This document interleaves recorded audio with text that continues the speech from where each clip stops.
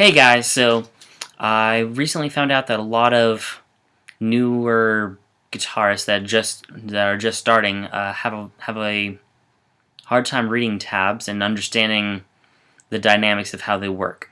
And so I thought I would go over that with you guys and use an example and kind of go through with you. Okay, so I'm here at ultimateguitar.com and we're gonna type in "Hey there, Delilah." Shoot. There we go. The way that this website works is it'll have the artist here, the name of the song, and sometimes it'll have multiple versions like this. For us, we're going to be looking, because we're wanting to learn about tabs, we're going to look at tabs. So this one has the largest number and it also has the most stars. So we're going to click on this one. When you first open the page, it'll look like this, and you'll see all these letters and numbers and lines everywhere. But then if you look closely, let's just get to one. There are 6 lines, and each of these lines represents one of your strings. The thick E here, the big E, is your thick string, and the tiny E is your really thin string, and they just are read across this direction from the thick strings to the tiny strings. These lines are kind of just spacers so that you can get so that the people who create these can get these numbers in order. In reading as well as in music, you read from left to right, and so you get to this 0, and if you were to just have this 0, then you wouldn't see the rest of this, so you'd hit the 0. So then you can move on to the next space and you would see just the 2 and the 3, and then another 0, and then 2 and 3, and then 0, and then 2 and 3, and then so on. So if you look at this 0, that means this 0 means the 0th fret, but that's just an open string, so you wouldn't put your fingers anywhere on the fretboard for this 0. However, for the B and G strings, you'd have one finger on the 2nd fret of the G string, like this, and another finger on the 3rd fret, hence the 3, on the B string. And so you'd hit the 0, and then the 2 and the 3, the 0, and then the 2 and 3.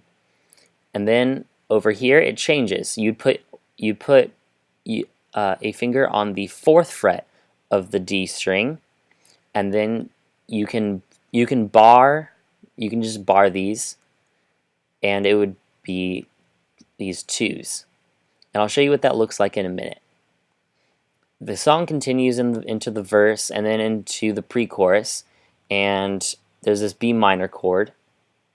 The point of these chords, not all tabs will have them, is to tell you what chord shape you're basing these tabs off of. So you can hold these chords if you like. In the pre-chorus, it has these 2s and then the 0s, so you'd have to change the string. Even though you'd still be having some fingers play on these B and G strings, you'd have to change to the A string for the bass note, and then to these 3s on the E note. I'll show you what that looks like now. Okay, so the first part of that was the 0s, were the 0s and the 2s and 3s. So here's that thick string. So if you were looking at my guitar, it's like looking at the tabs. Here's that thick string, that big E, and then here's that thin string, the little tiny E. And so from that thick string, I count 1, 2, 3, the D string. The way I like to remember it is starting at the high E, the tiny one. Easter bunny gets drunk at Easter. And you just take the first letter of those, and that's what the string is. So that first note is the D. Just that open D, nothing there. But then you have the 2 and the 3, and the 3 on the B. So that first part would go. and then it changes to being a 4 on the D, and then I just actually bar this the entire time. But then you never actually play this, the F sharp note. So I always play it like this. And then lift up this finger, keep those barred, and then you just put your finger here. See that?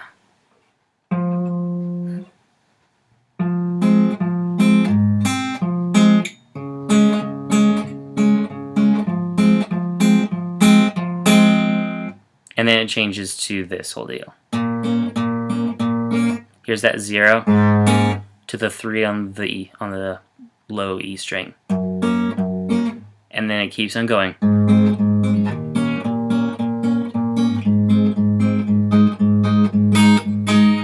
Okay, so I hope that's helpful. Thanks for watching. Please like and subscribe, and I'll talk to you guys later.